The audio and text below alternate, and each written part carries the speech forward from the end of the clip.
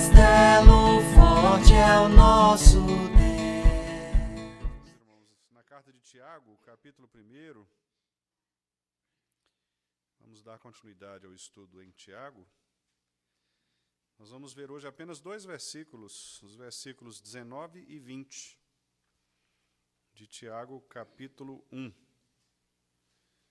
texto fala a respeito do tempo certo de nós ouvirmos, falarmos e também nos irarmos. Então, nós vamos trabalhar este aspecto, né, da paciência que devemos ter, a prontidão para ouvir, a prudência no falar e o controle da ira, né? São 3 aspectos aqui que eu gostaria de abordar com os irmãos nessa noite. Então, o texto diz assim, Tiago 1, 19 e 20. Sabeis estas coisas, meus amados irmãos. Todo homem, pois, seja pronto para ouvir, tardio para falar, tardio para se irar. Porque a ira do homem não produz a justiça de Deus. É um texto curto, né, mas com uma instrução extremamente poderosa, porque, como eu disse aos irmãos, vai tratar de 3 aspectos fundamentais da nossa comunicação, não é? A prontidão para ouvir, a prudência no falar e o controle de nossa ira. Tiago, como os irmãos sabem, trata muito a respeito da questão do domínio da língua, não é? Aliás, no capítulo 3, esse é um ponto em que nós vamos tratar com bastante tempo, né, com profundidade, porque ele fala que o grande problema nosso é exatamente o mau uso da nossa língua, né, da nossa comunicação. E quando ele está falando sobre isso, ele está falando exatamente sobre o aspecto que é esses 3 pilares, né, ou esses 3 centros aí da comunicação, que é ouvir, falar e reagir, né, que é o aspecto relativo à ira. Então, aqui, qual vai ser o encorajamento de Tiago para nós? Primeiro, aplicar a sabedoria prática da palavra de Deus na nossa vida, né, relacional e espiritual. Reconhecer também os perigos de reações impensadas e iradas. Este é um pecado, né, contra o qual nós temos de lutar. As nossas reações iradas e impensadas. E certamente os irmãos podem se lembrar aí de alguns momentos na vida da gente em que nós reagimos de maneira errada, exageradamente, né, sem pensar, e isso certamente deve ter trazido uma consequência muito ruim, né, na sequência da situação. E, por isso mesmo, o texto vai nos mostrar também a buscarmos uma espiritualidade que cultiva a escuta, o saber ouvir, o domínio próprio e, principalmente, a justiça de Deus, porque nós nos consideramos quase sempre, quando nos iramos, é porque nós consideramos que estamos sendo injustiçados, né? Geralmente você fica com raiva de algo porque você acha que a pessoa que se relacionou com você naquela situação, ela fez algo injusto, algo errado, algo com o qual você não concordou. Então, a tendência nossa é buscar a própria justiça, né? Buscar uma resposta, e a gente acaba, usando uma expressão bem popular, a gente acaba apelando mesmo, né? E quando a gente apela, a gente pode pecar. Nem toda apelação, nem toda ira é uma ira pecaminosa. Mas quase sempre ela é pecaminosa, porque quase sempre nós não estamos lutando pela coisa certa, com a motivação certa. É o que Tiago vai colocar, então, nesse texto aqui, não só nesse, mas ele vai, depois também vai trabalhar em outros lugares, né, da sua epístola. Mas aqui, então, ele apresenta para nós estamos em Tiago 1, 19 e 20, tá bom, os irmãos que chegaram aí um pouquinho depois? Tiago 1, 19 e 20. Então, eu quero, então, falar com os irmãos, primeiramente, sobre ouvir com prontidão, né? Nós devemos estar prontos para ouvir, é o primeiro aspecto que ele coloca. Todo homem, pois, seja pronto para ouvir. Aqui não precisa nós falarmos que a palavra homem não está aqui se referindo ao sexo masculino, né? Homem aqui no sentido ser humano. Então, tanto homem quanto mulheres, né? Todo homem, todo ser humano, pois, né? E o pois é uma partícula conclusiva, então, exatamente por aquilo que ele falou antes, né? E o que ele falou antes? Antes ele falou sobre o pecado, nos versículos 12 a 15, que a gente trabalhou, a origem do pecado, né, que a provação que vem de Deus, a tentação que vem de nossa cobiça e o pecado que é gerado pela cobiça. Depois, dos versículos 16 a 18, ele falou que toda boa dádiva vem do Senhor e foi Ele mesmo, Deus mesmo, quem nos gerou para uma nova vida. E aí, então, ele agora diz, pois, então, já que vocês morreram para o pecado, são novas criaturas, então vocês agora precisam adotar um modo correto de se comunicar. E qual é o modo correto da comunicação? Pronto para ouvir, tardio para falar, tardio para se irar. Esses três aspectos aí, né, que vão caracterizar, na linguagem de Tiago, a sabedoria que é dada por Deus àqueles que são novas criaturas, né? Então, todo homem, pois, seja pronto para ouvir. Ouvir, obviamente, irmãos, em primeiro lugar, a própria palavra de Deus, não é? Porque Tiago está escrevendo aqui para pessoas que estavam dispersas, para pessoas que estavam perseguidas, né? E a quem eles iriam ouvir? Eles estavam ali no meio de uma perseguição, muito provavelmente com muitos ímpios ao redor. A Bíblia diz que nós não devemos ouvir conselhos dos ímpios. Então, a quem eles deveriam ouvir? Porque as opiniões elas iam variar, né? Assim como hoje também. Se você vai pedir conselhos sobre alguma situação para 10 pessoas, muito provavelmente essas 10 pessoas vão ter opiniões diferentes, algumas talvez mais parecidas, mas todas elas vão revelar o que está no seu próprio coração, não é? Se é uma pessoa piedosa, que ama a palavra de Deus, obviamente o conselho será um conselho piedoso. Mas se é uma pessoa que não tem compromisso com a palavra de Deus, ela vai falar de coisas que não são da palavra de Deus. Então, Tiago diz, em primeiro lugar, que nós precisamos estar prontos para ouvir, o que significa uma disposição ativa do nosso coração, não apenas um silêncio, né? Mas ouvir com sabedoria. Os irmãos podem olhar aqui um pouquinho mais à frente, veja os versículos 21 e 22. Nós ainda vamos tratar deles, mas apenas antecipando, né? Repare que ele começa o 21 com a partícula portanto, ou seja, exatamente porque vocês precisam ouvir e não buscar a sua própria defesa, a sua própria justiça, portanto, vocês devem se despojar de toda impureza, acúmulo de maldade, e acolhendo com sabedoria o quê? A palavra, com mansidão, a palavra em vós implantada, a qual é poderosa para salvar a vossa alma. Tornai-vos, pois, praticantes da palavra e não somente ouvintes, enganando-vos a vós mesmos. Então, repare que Tiago aqui está preocupado, né? Principalmente com as pessoas darem ouvidos à palavra de Deus, que está implantada neles.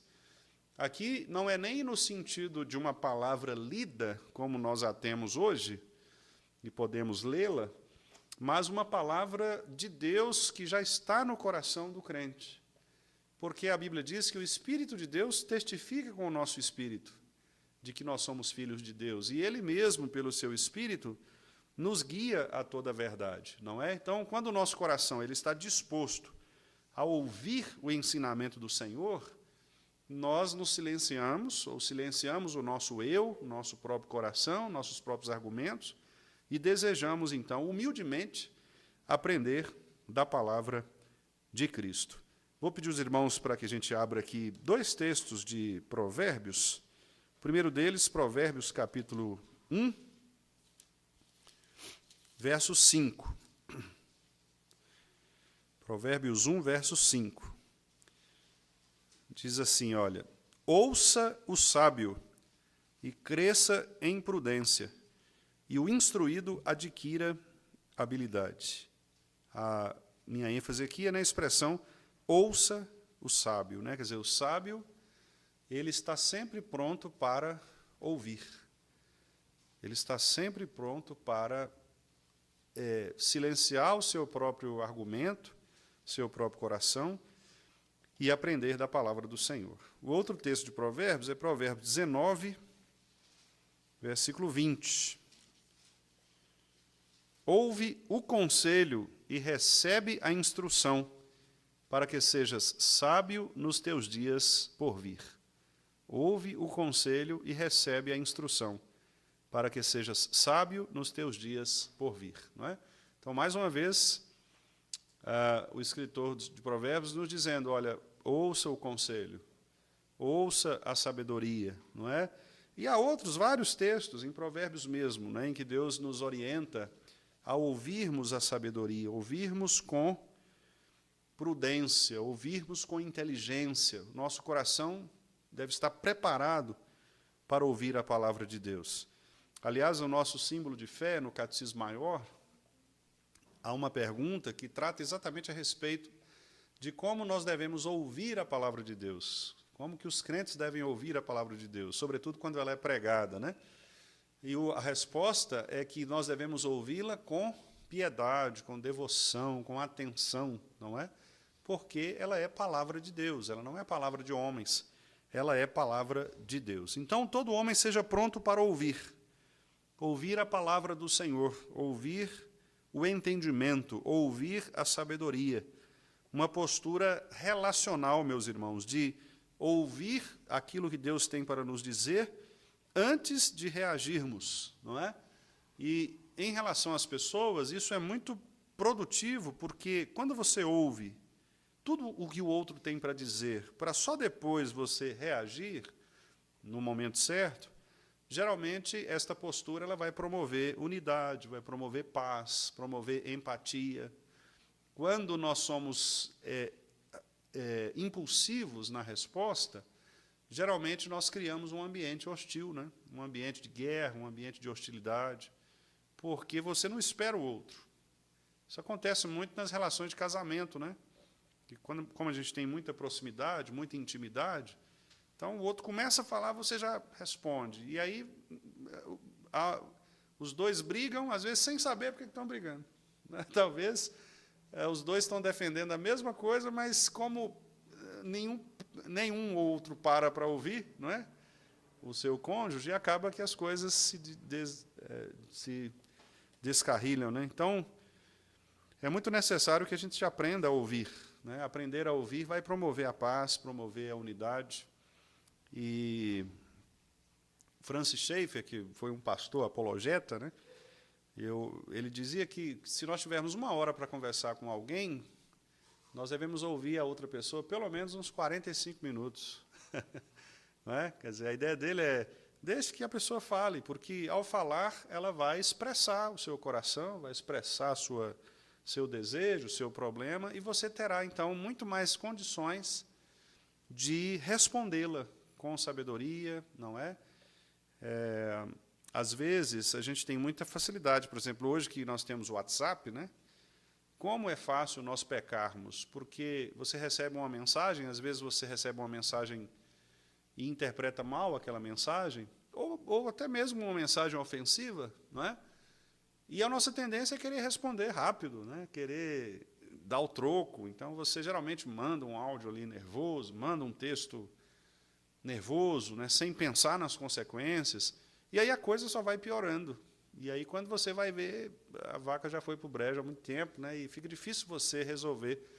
E, às vezes, foi por uma situação simples, que você poderia ter, talvez, se não tivesse respondido na hora, com a impulsividade, talvez deixasse passar um pouco, você teria muito mais condições de responder. Eu mesmo já fui tentado nessa área e já caí algumas vezes, né?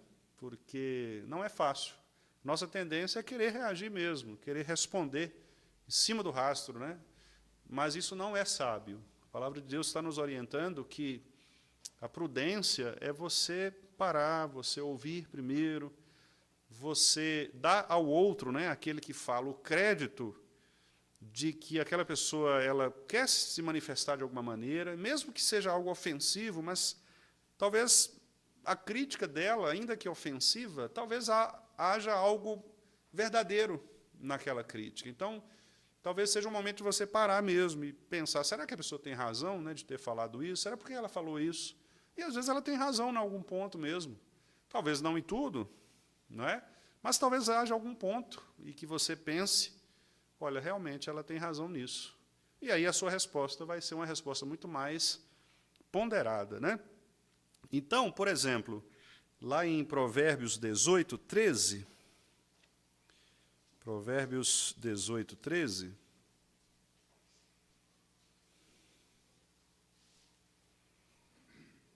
olha o que diz aí.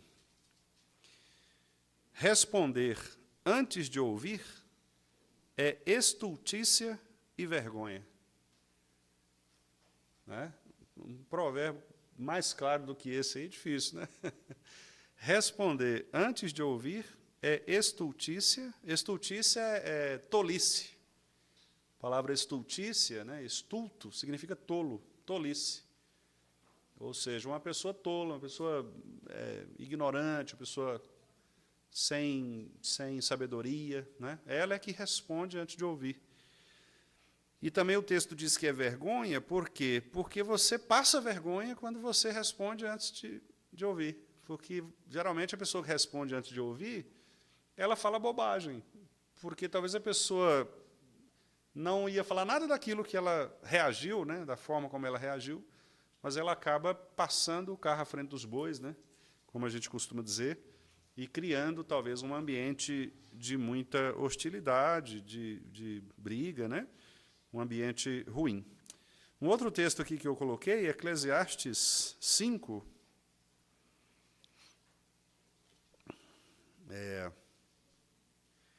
Eclesiastes 5, 1 e 2. Olha o versículo 2, como que é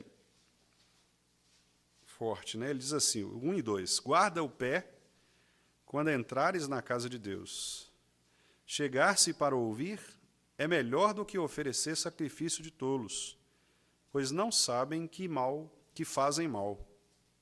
Não te precipites com a tua boca, nem o teu coração se apresse a pronunciar palavra alguma diante de Deus, porque Deus está nos céus e tu na terra. Portanto, sejam poucas as tuas palavras. Não é? Então, no 3 ainda completa, porque dos muitos trabalhos vêm os sonhos, e do muito falar, palavras nécias. Então, quem fala demais corre mais risco mesmo de falar coisas nécias, né? Ou seja, tolices, palavras, como diz Paulo, né? Palavras torpes, né? Que são palavras inúteis, palavras tolas. Obviamente, irmãos, a Bíblia não está dizendo que você não possa ser uma pessoa comunicativa, porque há irmãos que são comunicativos, né? Há pessoas que são comunicativas, gostam de falar, de conversar. Não é isso que a Bíblia está dizendo, né? Não é nesse sentido que você tem que ser caladão, não conversar com ninguém, não é isso. O que a Bíblia está dizendo é que você precisa, quanto mais palavras você disser, mais atento você tem que estar, porque a tendência é deixar escapar os pecados do nosso coração, né? Então, o problema não é falar, o problema é falar de maneira inconveniente. No caso aqui de Eclesiastes, o contexto é de alguém que entra na presença de Deus, né? Quando entrares na casa de Deus, e essa pessoa que entra na casa de Deus, ela faz votos. Quando a gente vem para o culto, não é? A gente faz votos, porque mesmo que você não faça um voto, aquele voto solene, né, de vir à frente, por exemplo, e prometer alguma coisa, como, por exemplo, na profissão de fé, não é, no batismo de crianças, ordenações, em que a gente promete, né? Mas o culto ele é uma promessa, porque quando você canta um cântico, por exemplo, e você canta aquele cântico, e no cântico você faz uma declaração de fé, você promete algo a Deus, por exemplo, não é? Por exemplo, você canta um cântico como aquele que diz, dá-me um coração igual ao teu, por exemplo. ali você está fazendo um voto a Deus, você está orando a Deus. É uma oração em que você está pedindo para que Deus transforme o seu coração e torne o seu coração um coração como Cristo, né? O coração como o coração de Cristo. Isso é um voto. Então, o que Eclesiastes está falando é o seguinte: cuidado, porque muitas vezes você é apressado com a sua boca e você faz votos diante de Deus sem entender o que você está fazendo, não é? E, às vezes, você canta, você declara, você diz amém nas orações, quando, na verdade, você não está crendo em nada daquilo, você não está entendendo nada disso. Por isso que ele diz aqui, ó, chegar-se para ouvir é melhor do que oferecer sacrifício de tolos, pois não sabem que fazem mal. O que são sacrifícios de tolos? São essas ofertas, esses sacrifícios de pessoas que não entendem absolutamente nada do que estão fazendo. Paulo corrige os irmãos de Corinto, né, quando ele fala da ceia, ele fala, olha, cuidado para vocês não comerem do pão e do cálice sem discernir, sem entender. Porque senão vocês vão participar do sacramento, que é algo grave, de uma maneira irresponsável. Você não está entendendo o que você está fazendo, a gravidade disso, o que simboliza, qual é a relação espiritual, não é? Então, é a mesma coisa aqui. Quando a gente fala muito, sem entender o contexto da situação, e aqui no caso do culto, né, nós corremos o risco de dizer palavras a Deus mentirosas. Não é? Infelizmente, nós corremos o risco de pecar, mesmo no culto, não é? Porque nós estamos declarando com os nossos lábios, mas com o coração vazio. Por isso que ele diz aqui, nem o teu coração se apresse a pronunciar palavras alguma diante de Deus. Né? Então, cuidado com aquilo que nós falamos diante de Deus no culto. Cuidado com aquilo que nós falamos diante das pessoas. Sejamos prontos para ouvir com humildade, né, a palavra de Deus. Às vezes é muito melhor você, de fato, ficar assentado, quieto, ouvindo a palavra do Senhor, aprendendo do Senhor, não é? Antes de reagir, para que não corramos o risco de, quem sabe, usar as nossas palavras de maneira equivocada, né? De maneira imprudente. Depois ele diz, irmãos, falar com prudência. Isso revela, claro, maturidade espiritual. Porque se você é pronto para ouvir, naturalmente você vai se tornar tardio para falar, porque não tem como você ouvir e falar ao mesmo tempo, né? Então, se você ouve muito, você vai falar menos. Essa é a ideia de Tiago, não é? Se você para ouvir, a tendência é que você fale menos. E falar menos aqui, como eu disse, ele não está repreendendo aquelas pessoas que são comunicativas, né?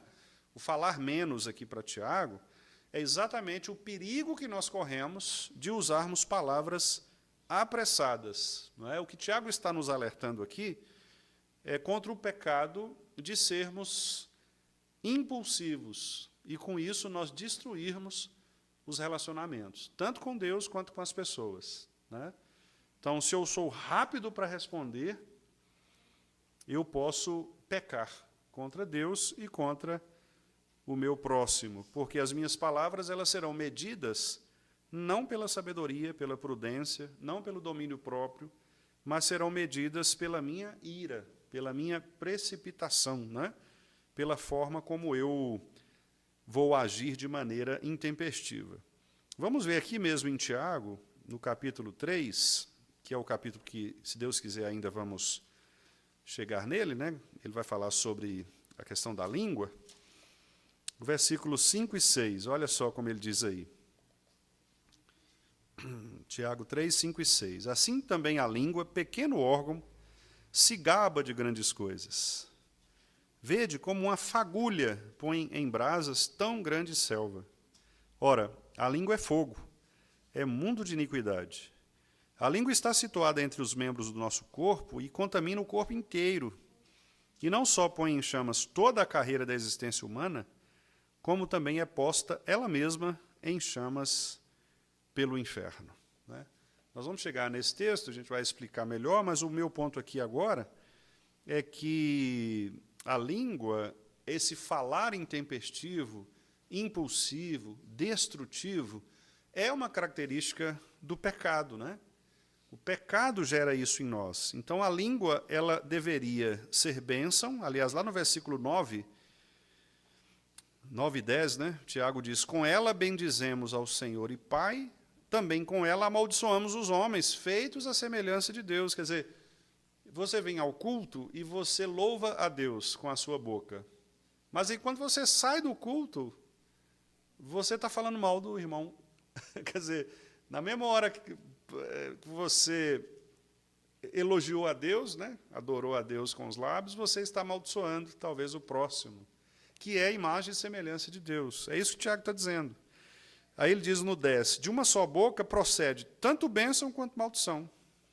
Mas ele diz, meus irmãos, não é conveniente que essas coisas sejam assim. Quer dizer, Tiago está dizendo, olha, eu sei como é que funciona. Eu sou ser humano também, eu sei como é que funciona. A gente usa a língua para as duas coisas. Você elogia e você critica e destrói também. Você adora, mas você fala mal. Não é? O bem dizer e o mal dizer. Essas duas coisas, elas fazem parte do nosso coração. Mas não é bom que seja assim, não é conveniente que seja assim. Nós precisamos agir de uma maneira diferente. Precisamos, porque somos crentes, né?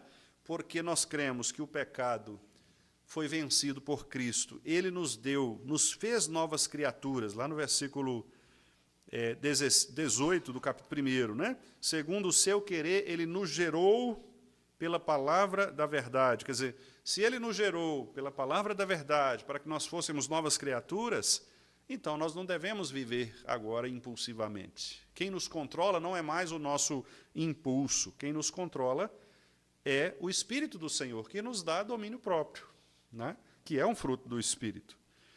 Vamos ver aqui um outro texto, né? Efésios capítulo 4, verso 29. Efésios 4, 29.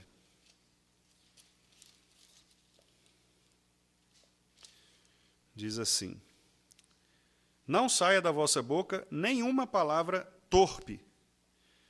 Quer dizer, palavra torpe, palavra inútil.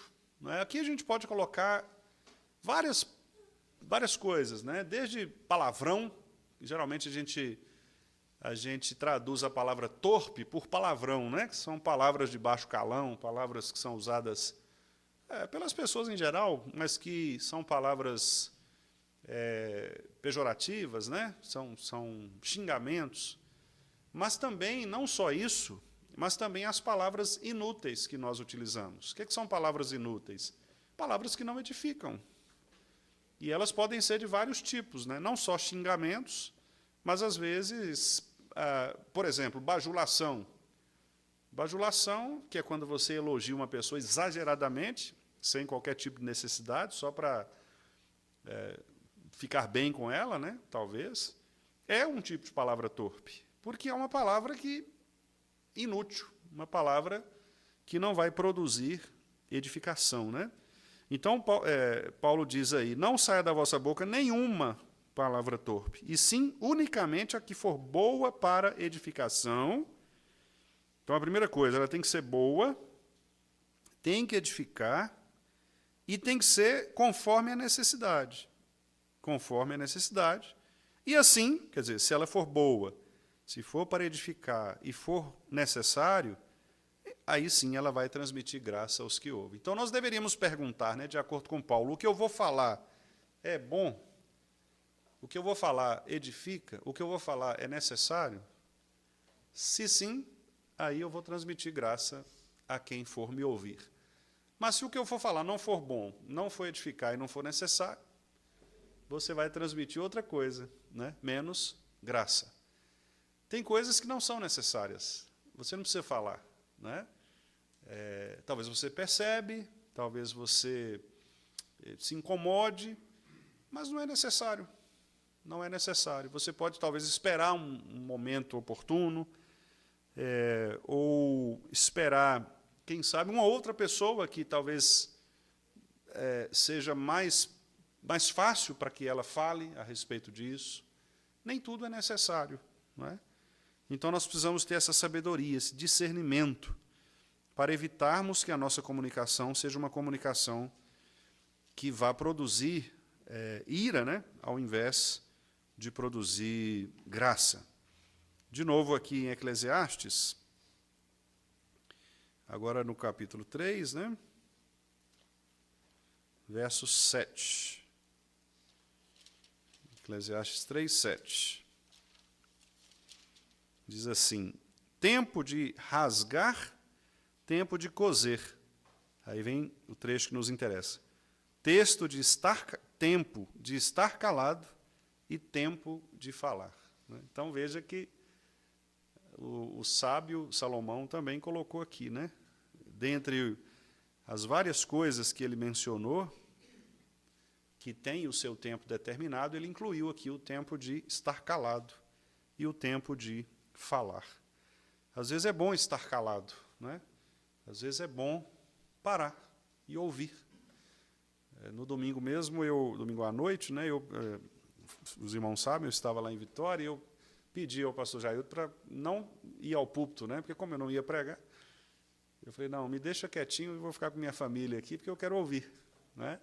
E como é bom ouvir, você ouvir um outro pregador, você se assentar, ouvir, porque você está acostumado a falar, a ensinar, então você precisa ser ensinado também, né? Você precisa ser pastoreado também. Como é bom, é uma sensação maravilhosa. Então tem tempo para isso, né? Tem tempo que você precisa parar mesmo e estar calado no banco, aprendendo. Isso vale para todo mundo, não é? Nós não deveríamos ver o tempo de silêncio de algumas pessoas como algo negativo. Às vezes, por exemplo, o irmão ele exerce uma função na igreja, não é? Mas ele resolve dizer, olha, no próximo ano eu vou ficar em silêncio. Né? Nesse sentido aqui. Eu vou abrir mão dos meus cargos, das minhas obrigações, e eu vou sentar, vou me sentar e vou ouvir, vou aprender. Né? É bom, faz parte.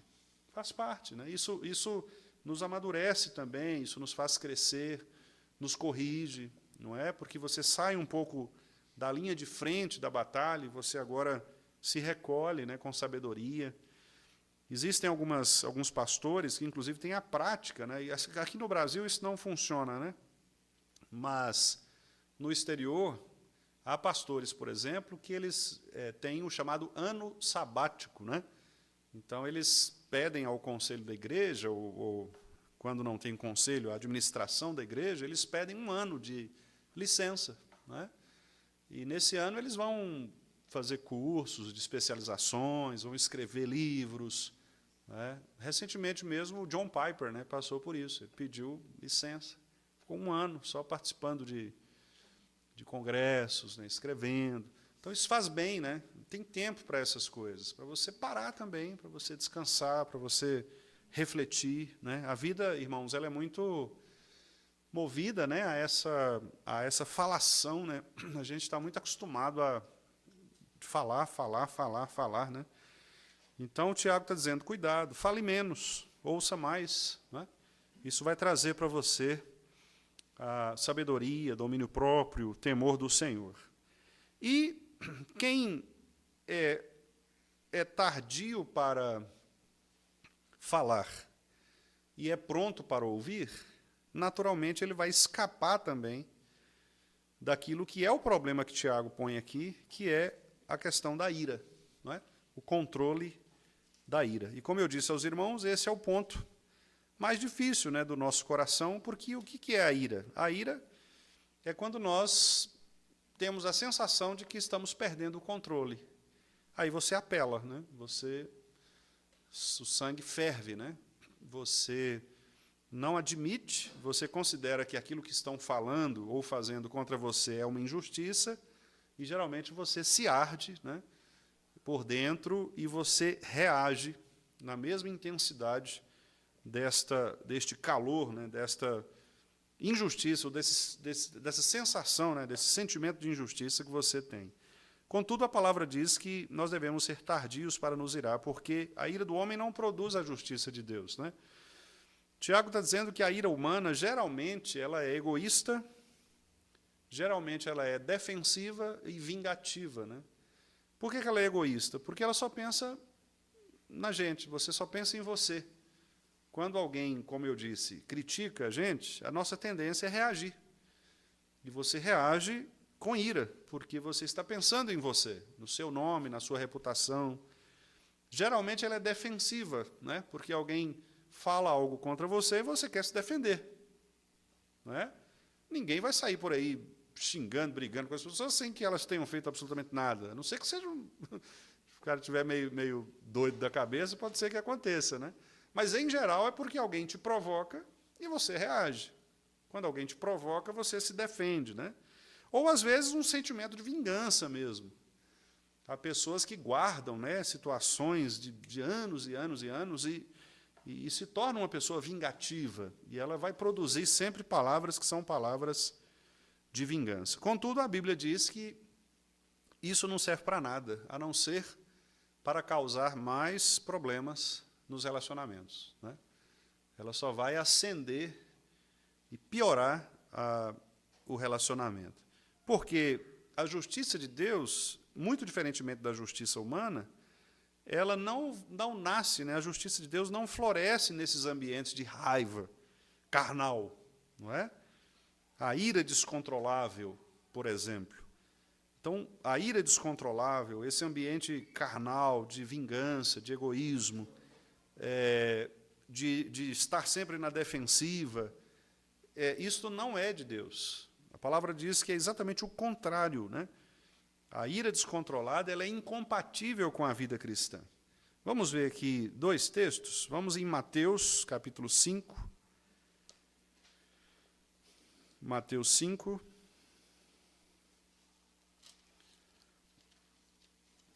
Que é o texto que abre as bem-aventuranças, né? Versículo 22. Mateus 5, 22. Eu, porém, vos digo que todo aquele que, sem motivo, se irá contra seu irmão, estará sujeito a julgamento. E quem proferir um insulto a seu irmão estará sujeito a julgamento do tribunal. E quem lhe chamar tolo estará sujeito ao inferno de fogo. Né? Jesus aqui está falando exatamente sobre nós matarmos as pessoas por meio das palavras, que é queimar a reputação de alguém. Né? Você queima, você difama, né? Tira a fama de uma pessoa, queima o nome da pessoa. Então, Jesus está falando, olha, quem faz isso, isso é incompatível com a vida cristã, com o novo viver. Não é? O crente não deve sair por aí difamando as pessoas, o crente não deve sair por aí falando mal das pessoas, inventando boatos, mentiras sobre elas, ou expondo os defeitos delas, né? Nós não devemos sair por aí falando mal de todo mundo, né?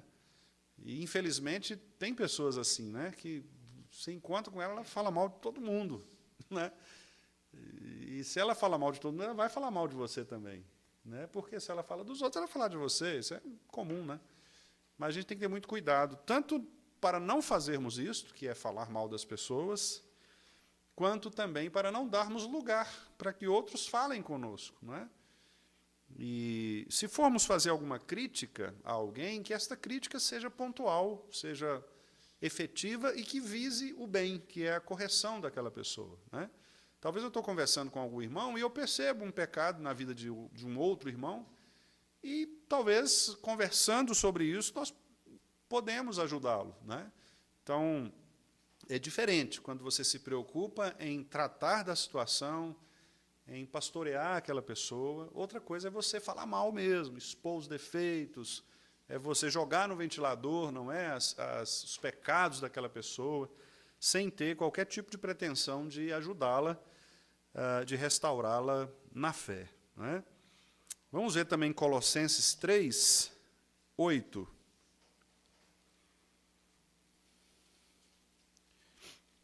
Colossenses 3, 8. Agora, porém, despojai-vos igualmente de tudo isto: ira, indignação, maldade, maledicência, linguagem obscena do vosso falar. E o 9, né? Não mintais uns aos outros. Repare que a maioria dos pecados aqui são pecados da língua, né?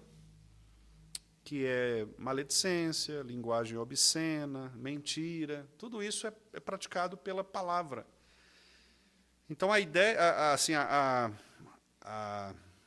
que a gente retira daqui é que a ira, ela produz esse tipo de comportamento, né? Quando você se ira, você tem a tendência de usar palavras obscenas, né?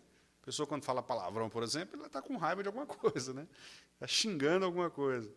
Então, é a tendência do coração de reagir, não é, a alguma coisa. Então, ela fica indignada, ela fica com raiva, ela se torna violenta, né? E ela usa, então, a ira como refúgio, né, para esvaziar, né, essa vingança, esse egoísmo do coração.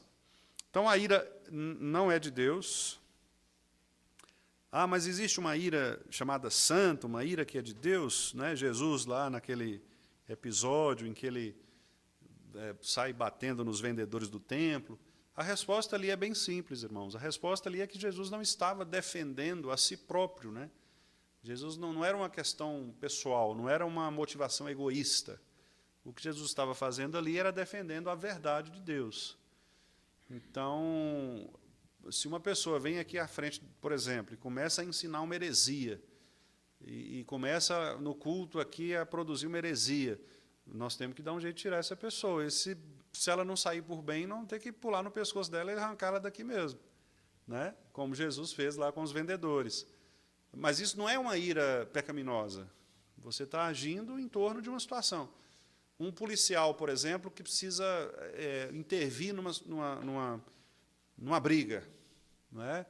Ele chega lá e às vezes ele vai chegar com violência mesmo. Às vezes vai usar força física, usar às vezes até armas mesmo, né, que ele tem em mãos. Por quê? Porque é uma situação que exige o uso da força ali. Então, também não é uma ira pecaminosa, não é? A gente tem que saber separar essas coisas. Então, o que é a ira pecaminosa? É quando a gente luta pelo nosso próprio egoísmo, não é? Quer dizer, aspectos que estão relacionados ao seu eu. E aí você explode porque você tem a ideia de que você não merece aquilo que você está recebendo do outro, né? É diferente dessas situações que eu citei aqui, em que às vezes você tem que usar a força mesmo, a gritar em alguma situação. Tem uma pessoa passando mal, morrendo ali, às vezes você tem que gritar mesmo, né? Gritar por alguém vir rápido, correndo, né? Isso não representa ausência de mansidão, nada disso.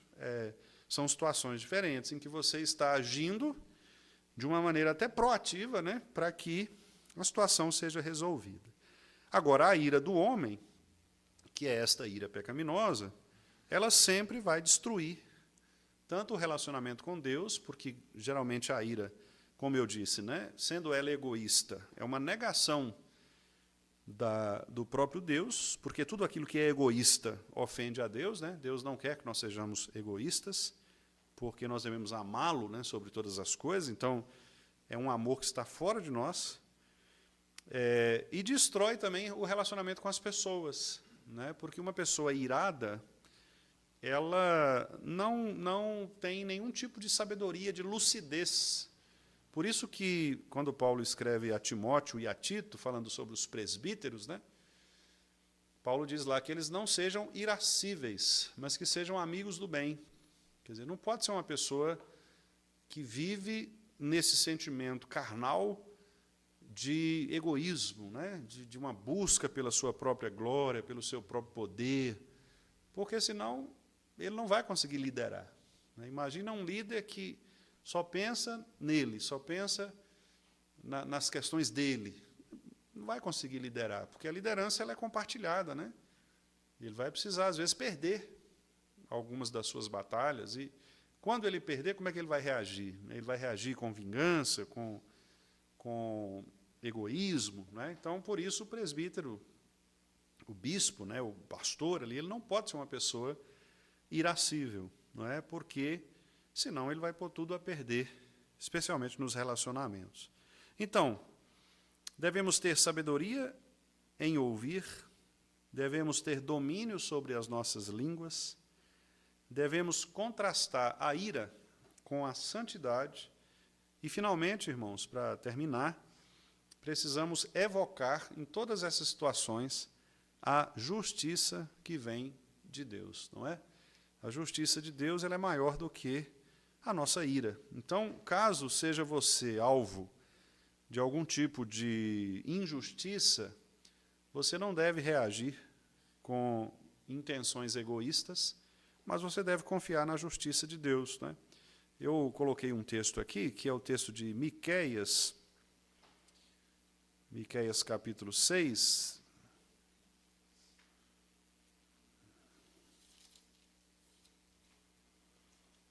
Miqueias 6, versículo 8. Ele te declarou, ó homem, o que é bom e o que é que o Senhor pede de ti. Aí ele diz, né, que pratiques a justiça e ames a misericórdia e andes humildemente com o teu Deus. Praticar a justiça aqui é exatamente confiar na justiça do Senhor. Né? Qual que é a justiça que nós confiamos? É a justiça de Cristo. Né? O próprio Deus que, em Cristo, nos tornou justos. Então, nós nos tornamos pessoas justas quando obedecemos a palavra, quando somos prontos para ouvir, tardios para falar. O Espírito habita nosso coração, nós nos tornamos também aptos para dominar a ira que há em nós. Então, a pergunta que eu coloquei aqui foi a seguinte: qual tem sido, né, o nosso maior desafio em lidar com a ira? Não é? Talvez, eu não sei, cada irmão aqui tem sua situação de vida, e talvez tenha algumas coisas que nos tirem do sério, né? Que nos deixem mais irados. Talvez é aquele filho, talvez é aquele vizinho, talvez é o patrão, talvez, não sei, né? Um familiar ali, ou talvez o próprio serviço, não sei, alguma coisa, sempre tem alguma coisa que nos tira do sério, né? Que nos causa alguma repulsa e que em algumas vezes acende a nossa ira. Né? Então, a gente precisa aprender a identificar esse problema, onde é que nós estamos sendo afetados, para que nós saibamos trabalhar nesse desafio, né? E que Deus nos dê graça, né? Exatamente para que a gente possa, depois de identificar onde é que está esse ponto de ira, né? Que nós saibamos identificar e clamar a Deus para que Ele nos ajude. Como eu coloquei lá no nosso grupo, né, uma conclusão, eu disse assim, que Tiago nos ensina ou nos desafia a viver uma fé que transforma nossos ouvidos, nossa boca e as nossas emoções. Né? Então, prontos para ouvirmos a palavra de Deus e os sábios conselhos, lentos para falarmos, especialmente falarmos apenas aquilo que edifica, né? E controlar o nosso coração, a nossa emoção, de maneira que sejamos dominados pelo Espírito de Cristo e não pela nossa ira. Uma fé prática que se expressa no ouvir atento, no falar prudente e no domínio da ira. Isto glorifica a Deus e edifica o próximo. Que o Senhor, então, né, nos ajude, irmãos, a vivermos assim, sabendo que a justiça perfeita, ela vem de Deus e não nossa. Né? E todas as vezes que nós buscarmos, então, agir por nós mesmos, nós estaremos, de certo modo, usurpando a justiça que vem do Senhor. Então, eu queria mais uma vez ler com os irmãos, se vocês puderem, então, ler comigo, né, para a gente encerrar. Vamos ler novamente os 2 versículos, Tiago 1, 19 e 20. Vamos ler juntos? Sabeis estas coisas, meus amados irmãos. Todo homem, pois, seja pronto para ouvir, tardio para falar, tardio para se irar, porque a ira do homem não produz a justiça de Deus. Amém. Que Deus nos dê graça, né, para que saibamos estas 3 virtudes aqui, não é? Sermos prontos para ouvir a voz de Deus, tardios para falar, sobretudo o que não edifica, e também tardios para manifestar o desejo egoísta do nosso coração. Que Deus tenha misericórdia de nós, né? E nos abençoe. Algum irmão gostaria de